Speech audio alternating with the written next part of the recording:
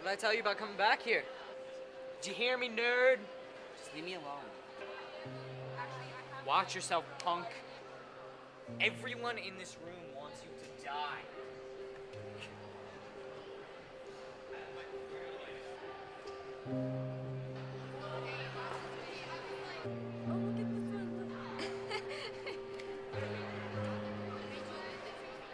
School just ended.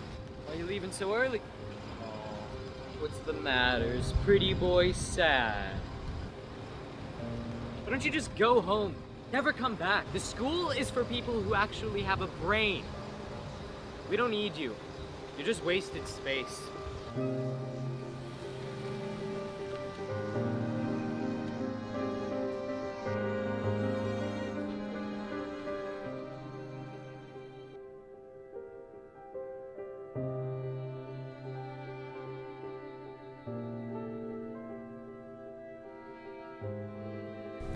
Hey, my name is Angelica Burr.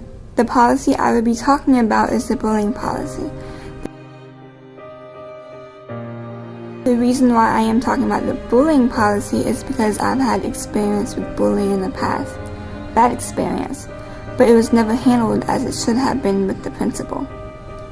Now the bullying was so bad that I would come home crying to my mom and be so scared to be around everybody at school and outside of school. My mother went to the school basically every day and they did nothing about it. My point is that bullying is wrong and every year it is getting worse. Now the punishment for bullying is not set by policy, but is in the hands of the principal. But because of that, the punishment isn't always the right one, or they might even get away with it.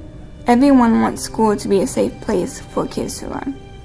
So for that to happen, every physical and verbal act of bullying needs to be reported. I interviewed with Ms. Clark about bullying. The first question that I asked Ms. Clark was, at what point do you consider bullying bullying? Her answer to that was, she considered bullying is when it is a repeated action against the person. Another question I asked was, how far does bullying get before you contact the parents of the bully? The answer to that was right away, even if she was not sure. Other question I had asked Ms. Clark was, how common is bullying here at ATA, and is the bully or victim mostly guys or girls? Now the bullying isn't common here at ATA, as it could have been at other schools, as I know from experience, but that doesn't mean not to watch out for bullying. With the bullying at ATA, it is not mostly boys or girls, it's half and half. Now I am going to talk about the problems of the bullying policy. The problems are that the principal might not do enough discipline, or even the discipline may not even be enough.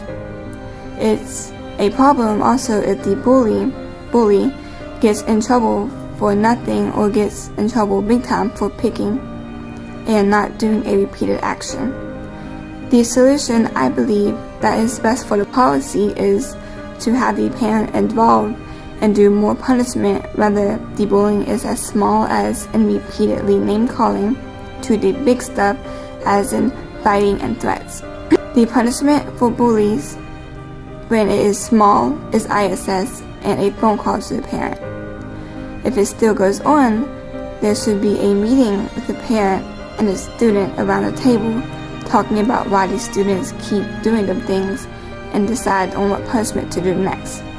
When the bullying is as big as fighting or threats, call the parent and set up a meeting and discuss the punishment, which can go as a recess, alternative school, or even expel from school. It really all depends on what the situation is.